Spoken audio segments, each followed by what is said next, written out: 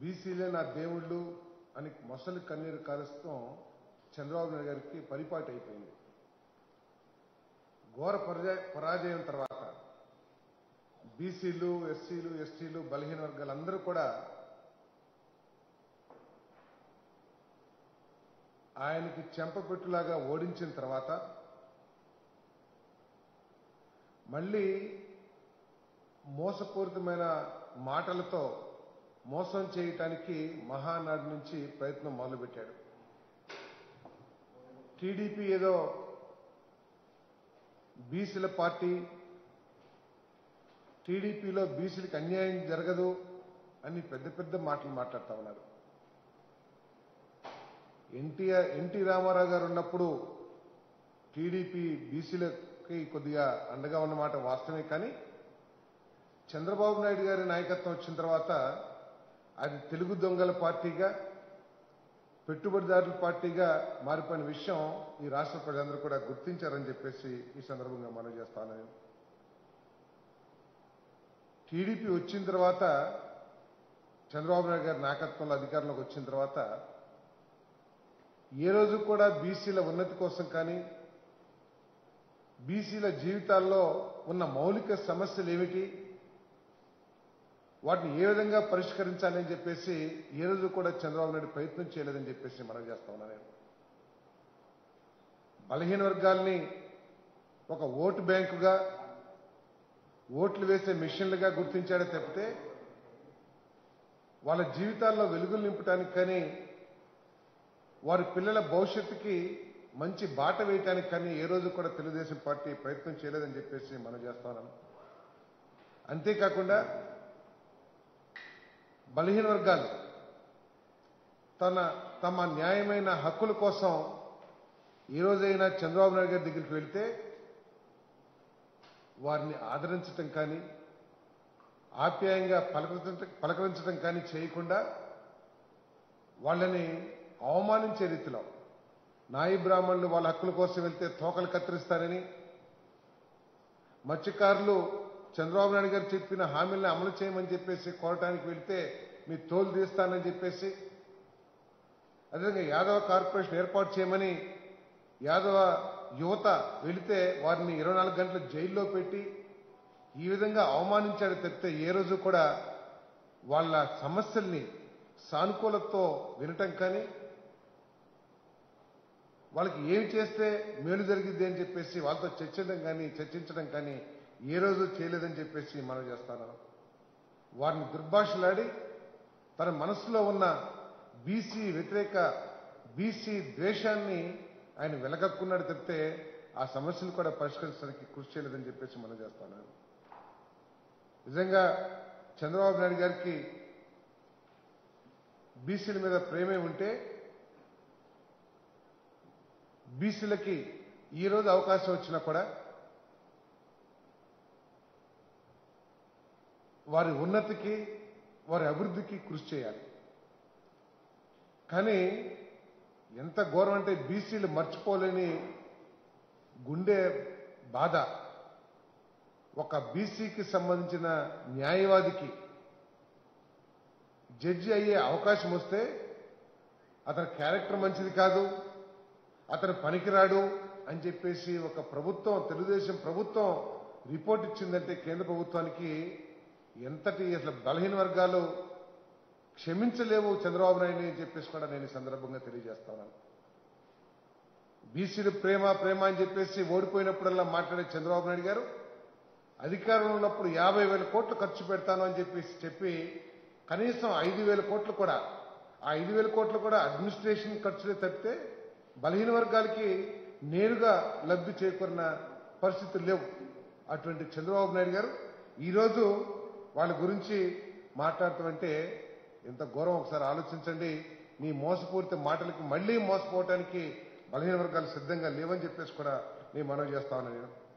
ఎంతసేపు ఆదరణ పథకం అని చెప్పేసి పెట్టి వాళ్ళు ఇస్త్రీ పెట్టిలో, లేకపోతే తాడి చెట్లెక్కే మోకులో, లేకపోతే గొర్రెలో ఇచ్చేసి బలహీన వర్గాల్ని అభ్యున్నతి చేశాను, బలహీన వర్గాన్ని అభివృద్ధి చేశాను అని చెప్పుకునే చంద్రబాబు నాయుడు ఎక్కడ, బలహీన వర్గాల పిల్లలు డాక్టర్లు, ఇంజనీర్లు, కలెక్టర్లు అయితే వాళ్ళ కుటుంబాలు సామాజికంగా అభివృద్ధి చెందుతాయి, రాబోయే తరాలు బీసీలు రాబోయే తరాలు అన్నీ కూడా అభివృద్ధి చెందుతాయి ఆటోమేటిక్గా అని చెప్పి నమ్మిన రాజశేఖర రెడ్డి గారు కానీ జగన్మోహన్ రెడ్డి గారు కానీ ఎక్కడ అని చెప్పేసి ఒకసారి బలహీన వర్గాలు ఆలోచించాల్సిన అవసరం ఉందని చెప్పేసి చంద్రబాబు నాయుడు గారి మోసపూరిత మాటల్ని గమనించాల్సిన అవసరం ఉందని చెప్పేసి కూడా ఈ సందర్భంగా నేను తెలియజేస్తా ఉన్నాను. మరి ఏదైతే జగన్మోహన్ రెడ్డి గారు ఆ రోజు బీసీ సభ పెట్టాం ఏలూరులో, ఏదైతే చెప్పారో, ఏదైతే ఆ రోజు లక్షలాది మంది ప్రజల సమక్షంలో జగన్మోహన్ రెడ్డి గారు చెప్పారో వాటన్నిటినీ కూడా తూచా తప్పకుండా అమలు చేస్తున్న నాయకుడు జగన్మోహన్ రెడ్డి గారు. బలహీన వర్గాలు ఆలోచించమని చెప్పేసి మనం చేస్తా ఉన్నాను. మనకి బలహీన వర్గాలకి ఆదరించే వ్యక్తి జగన్మోహన్ రెడ్డా, లేకపోతే పీక కోసే వ్యక్తి చంద్రబాబు నాయుడు కాదా అని చెప్పేసి ఒకసారి ఆలోచించమని చెప్పేసి కూడా నేను ఈ సందర్భంగా నేను బీసీలకి మనవి చేస్తా ఉన్నాను. జగన్మోహన్ రెడ్డి గారు వచ్చిన తర్వాత ఒకసారి మనం ఆలోచించినట్లయితే బలహీన వర్గాల సామాజిక గౌరవం పెరిగేటట్లు, బలహీన వర్గాలు కూడా కొత్త రంగాల్లో అడుగు పెట్టడానికి అవకాశాలు కల్పించిన వ్యక్తి చంద్రబాబు నాయుడు గారు, జగన్మోహన్ రెడ్డి గారు అని చెప్పేసి నేను మనవి చేస్తా ఉన్నాను. అధికారంలోకి రాగానే బీసీ కులాలకు సంబంధించిన సమస్యలు పరిష్కరించడం కోసం, ఒక బీసీల సమస్యలన్నింటినీ పరిష్కరించడం కోసం ఒక శాశ్వత కమిషన్ ఏర్పాటు చేసిన ఘనత జగన్మోహన్ రెడ్డి గారి ప్రభుత్వానిది.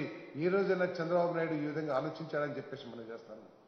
దేశంలో ఏ ముఖ్యమంత్రి కానీ ఏ రాజకీయ నాయకుడు కానీ ఆలోచించని విధంగా ప్రతి నామినేటెడ్ పదవుల్లో 50% రిజర్వేషన్ బీసీలకి, ఎస్సీలకి, ఎస్టీలకి, అదేవిధంగా నామినేటెడ్ కాంట్రాక్టుల్లో కూడా, అంటే వ్యాపార రంగంలో కూడా రిజర్వేషన్ కల్పించిన మొట్టమొదటి వ్యక్తి ఎవరైనా ఉన్నారంటే అది జగన్మోహన్ రెడ్డి గారు అని చెప్పేసి సందర్భంగా మనం చేస్తాం. కాంట్రాక్టుల్లో కూడా నామినేటెడ్ కాంట్రాక్టులో 50% రిజర్వేషన్ కల్పించి బలహీన వర్గాలు రాబోయే రోజుల్లో కాంట్రాక్టులుగా, పారిశ్రామికవేత్తలుగా మారడానికి ఏర్పాటు చేసిన విషయం వాస్తవం కాదా అని చెప్పేసి ఈ సందర్భంగా మనం చేస్తాను. ప్రతి ఆ రోజు రాజశేఖర రెడ్డి గారు బలహీన వర్గాల్లో లక్షలాది మంది డాక్టర్లు, ఇంజనీర్లు అవ్వడానికి ఫీజు రింబర్స్మెంట్ పెడితే ఈరోజు జగన్మోహన్ రెడ్డి గారు 2 అడుగులు ముందుకు వేసి, ఎందుకంటే బలహీన వర్గాల ఆర్థిక పరిస్థితుల మూలంగా, కుటుంబ ఆర్థిక పరిస్థితుల మూలంగా వారికి చదువుకోవాలన్న ఆసక్తి ఉన్నప్పటికీ కూడా చదువుకోలేని పరిస్థితుల మూలంగా గొర్రెలు కాసుకోవటమో, లేకపోతే ఏదో కుండలు చేసుకుంటామో వారి వృత్తిని చేసుకుంటాం తప్పితే వారికి ఆసక్తికి తగ్గట్లు డాక్టర్లు, ఇంజనీర్లు అవ్వలేని పరిస్థితి. ఈరోజు మరి రాజశేఖర రెడ్డి గారు ఫీజు రింబర్స్మెంట్ పెట్టి అనేక లక్షల మంది బీసీలని డాక్టర్లుగా, ఇంజనీర్గా చేస్తే జగన్మోహన్ రెడ్డి గారు 2 అడుగులు ముందుకు వేసి 1వ తరగతి నుంచే నేను చదివిస్తాను అని చెప్పేసి అమ్మఒడి పథకం కింద కొన్ని లక్షల మంది పాఠశాలకు వెళ్లే విధంగా తోడ్పాటునిచ్చే వ్యక్తి జగన్మోహన్ రెడ్డి గారు. అదేవిధంగా ఆర్థిక పరిస్థితుల మూలంగా డిగ్రీలు చదవరేమో, వారికి వసతి, ఎందుకంటే పట్టణాల్లో ఖర్చు పెరిగిపోయిన పరిస్థితుల్లో ఫీజు రింబర్స్మెంటే సరిపోదు, వారు అక్కడ ఉండటానికి వసతి కోసం కూడా మనం ఆర్థిక సహాయం చేయాలి. వారి బట్టలకు కానివ్వండి, పుస్తకాలకు కానివ్వండి, వారి రవాణా ఖర్చుల కోసం కానివ్వండి, ఇంకేదైనా సరే ఉపయోగంగా ఉండటానికి వసతి దీవెన 20,000 రూపాయలు ఇచ్చే కార్యక్రమం కానివ్వండి. మరి ఈ విధంగా అనేక కార్యక్రమాలు చేసి రాబోయే రోజుల్లో ఒక 10 సంవత్సరాల తర్వాత చూస్తే ఏ ఊరు వెళ్ళినా కూడా బలహీన వర్గాల కాలనీలకు కానీ, దళితుల కాలనీలకు కానీ వెళ్తే ప్రతి ఇంట్లో ఒక ఇంజనీర్, ఒక డాక్టర్ ఉండేటట్లు చేసిన ఘనత రాజశేఖర రెడ్డి గారిది, జగన్మోహన్ రెడ్డి గారిది అని చెప్పేసి ఈ సందర్భంగా మనం చేస్తాను. అదేవిధంగా అనేక కార్యక్రమాలు, ఆరోగ్యశ్రీ కానివ్వండి, నేతన్న నేస్తం 24,000 రూపాయలు మత్స్యకారులకు ఏ రోజన్నా సరే చంద్రబాబు నాయుడు ఈ రూపంలో ఆలోచించాడని చెప్పేసి అడుగుతా ఉన్నాను. అదేవిధంగా మత్స్యకార భరోసా, మరి మన నాయి బ్రాహ్మణులకి, రజకులకి 10,000 రూపాయలు, ఈ విధంగా అనేక కార్యక్రమాలు బలహీన వర్గాలకి ఉపయోగపడే విధంగా చేసిన ఘనత మరి జగన్మోహన్ రెడ్డి గారిది. ఈ 1 సంవత్సరంలోనే ఇన్ని గొప్ప కార్యక్రమాలు చేసిన జగన్మోహన్ రెడ్డి గారి నాయకత్వంలో రాబోయే 4 సంవత్సరాల్లో ఇంతకంటే కూడా ఇంకా మెరుగైన వస్తవి. ఈ ఉన్నవన్నీ కూడా ప్రతి లబ్ధిదారుడికి కూడా అర్హత ఉన్న ప్రతి బీసీకి అందేటట్లు చేస్తామని చెప్పేసి కూడా ఈ సందర్భంగా నేను తెలియజేస్తాను. అంతేకాకుండా గ్రామాల్లో ఒక్కసారి ఆలోచించినట్లయితే తెలుగుదేశం ప్రభుత్వం ఉన్నప్పుడు ఈ బలహీన వర్గాలు, దళితుల్ని బానిసలుగా చూశారు. తెలుగుదేశం కార్యకర్తలు నాయకులు ఏదైనా సరే ప్రభుత్వ పరంగా వచ్చే ఏ పథకం అయినా సరే ఈ రాష్ట్రంలో పేదవాడి హక్కు, అది హక్కుగా కలగాలి తప్పితే ఒకటి దయాదాక్షిణ్యం మీద ఒకటి కాళ్ళు చేతిలో గడ్డం పట్టుకుని సాధించుకోవాల్సిన పరిస్థితులు ఉండకూడదు. కానీ తెలుగుదేశం ప్రభుత్వంలో జన్మభూమి కమిటీ పెట్టి బీసీలని హింసించిన పరిస్థితులు ఈ రోజు కూడా రాష్ట్ర ప్రజలందరూ కళ్ళకి కట్టినట్లు కనపడుతున్నాయని చెప్పేసి మనం చేస్తాం. ఒక ఇల్లు కావాలన్నా, ఒక పెన్షన్ కావాలన్నా, ఒక రేషన్ కార్డు కావాలన్నా తెలుగుదేశం కార్యకర్తల చుట్టూ దేబిరించుకునే పరిస్థితిని ఆ రోజు బలహీన వర్గాలకి దళితులకి కల్పించిన పరిస్థితి వాస్తవం కాదా అని చెప్పేసి అడుగుతా ఉన్నాను నేను. ఈరోజు జగన్మోహన్ రెడ్డి గారి ప్రభుత్వంలో ఎవరు కూడా అర్హత ఉంటే నాకు వస్తది అనే నమ్మకాన్ని కలిగించిన వ్యక్తి, అర్హత ఉంటే ప్రభుత్వం నాకు ఏ పథకమైనా ఇస్తుంది అనే నమ్మకం కల్పించిన వ్యక్తి జగన్మోహన్ రెడ్డి గారు అని చెప్పేసి మనం చేస్తాను. తెలుగుదేశం ప్రభుత్వంలో ఇల్లు కట్టుకోమని చెప్పేసి డబ్బులు ఇవ్వకోకుండా అనేక మందిని అప్పుల పాలు చేస్తే ఈరోజు జగన్మోహన్ రెడ్డి గారు ప్రతి పేదవాడికి కూడా ఇళ్ల స్థలం ఇచ్చి, ఇల్లు కట్టించి, మెరక చేసి, వాడికి రోడ్లు వేసి, కరెంటు వేసి మీకు ఇళ్ల స్థలం ఇవ్వబోతున్నాడంటే జగన్మోహన్ రెడ్డి గారు బలహీన వర్గాల ఆప్తుడా కాదా ఒకసారి ఆలోచించమని చెప్పేసి అడుగుతా ఉన్నాను. ఈ రోజైనా చంద్రబాబు నాయుడు నాయకత్వంలో, చంద్రబాబు నాయుడు గారి ప్రభుత్వంలో బీసీలకు కానీ దళితులకు కానీ ఇళ్ల స్థలాలు వచ్చినాయా అని చెప్పేసి అడుగుతా ఉన్నాను నేను. ఎంతసేపు పెట్టుబడిదారులకి లేకపోతే పారిశ్రామికవేత్తలకి భూపందారం చేసి నేనేదో ఈ రాష్ట్రాన్ని అభివృద్ధి చేశానని చెప్పేసి సంకల్పం కొట్టుకున్నాడు తప్పితే ఈ రోజైనా సరిగా 1,00,000 మందికి పేదవాళ్ళకి బీసీలకో, ఎస్సీలకో, ఎస్టీలకో నేను ఇళ్ల స్థలం ఇచ్చాను అని చెప్పేసి చెప్పుకోగలిగిన దమ్ము తెలుగుదేశం పార్టీకి ఉందేమో మహానాడులో పాల్గొంటున్న ప్రతి నాయకుడు కూడా ఆలోచించాలని చెప్పేసి ఈ సందర్భంగా నేను కోరుతా ఉన్నా. నేను అదేవిధంగా రుణమాఫీ చేస్తానని చెప్పేసి కౌలుదారులుగా ఉన్న లక్షలాది మంది బీసీల వెన్నుపోటు పొడిచిన చంద్రబాబు నాయుడు గారి గురించి ఒకసారి ఆలోచించామని చెప్పేసి మనం చేస్తాం. ఈరోజు రైతు భరోసా కింద ప్రతి పేదవాడికి కూడా మరి కొన్ని వేల కోట్ల రూపాయలు మరి ఆర్థిక సాయం చేస్తున్న పరిస్థితిని గుర్తించాల్సిందిగా ఈ సందర్భంగా మనవి చేస్తాను. మరి చంద్రబాబు నాయుడు 50,000 కోట్లు ఖర్చు చేస్తారని చెప్పేసి 5,000 కోట్లు ఖర్చు చేస్తే ఒక్క సంవత్సరంలోనే మన జగన్మోహన్ రెడ్డి గారి నాయకత్వంలో 15,000 కోట్ల రూపాయలు, అక్షరాల 15,000 కోట్లు.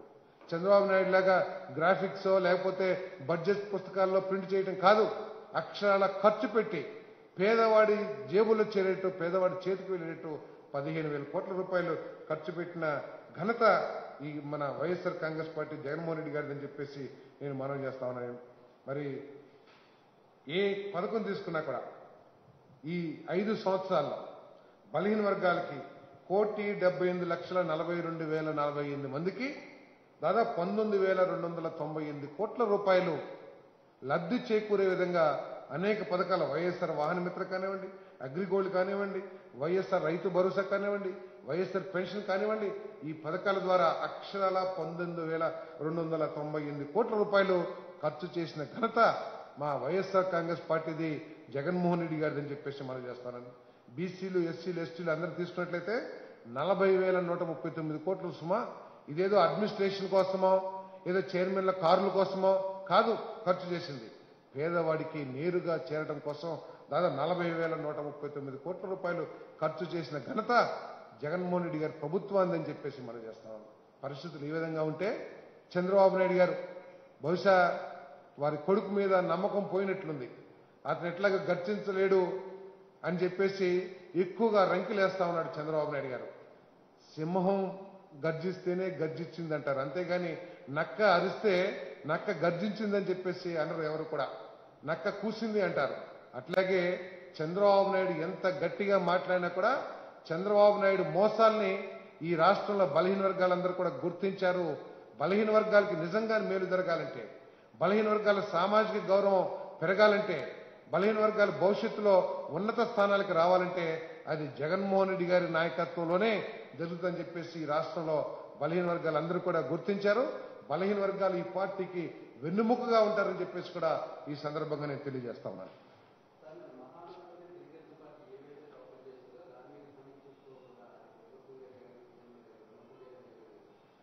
అంటే చంద్రబాబు నాయుడు గారు ఏ ఒక్క వర్గానికి కూడా మేలు చేయలేకపోయాడు 5 సంవత్సరాల్లో.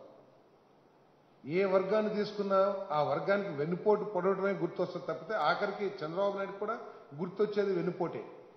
కాబట్టి ఏమీ చెప్పలేక జగన్మోహన్ రెడ్డి గారి మీద లేదా వైఎస్ఆర్ కాంగ్రెస్ పార్టీ మీద విమర్శలకే ఈ మహానాడిని చేశారు.